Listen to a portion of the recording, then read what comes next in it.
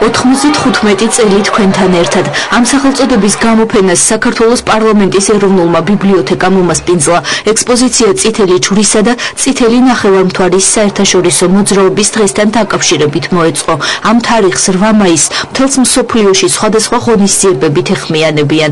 ბიბლიოთეკის დარბაზში წარმოდგენილი ყველა ნახატი სკოლის მოსწავლეების მიერ წითელი ჯვრის თემატიკაზე შეიქმნა.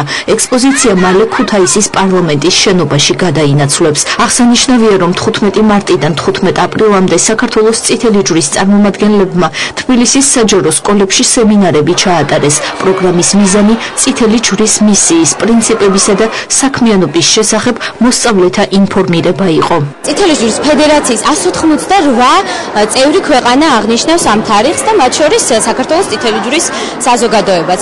ჩვენ საქართველოს მასშტაბით აღნიშნავთ ამ დღეს, დაიგეგმა წითელი ჯვრის კვირეული 34 ფილიალში ტარდება სხვადასხვა ღონისძიებები, ასევე კვირეულის ფარგლებში დაგეგმილია მარათონი კუსტბაზე შაბათს პირველ საათზე.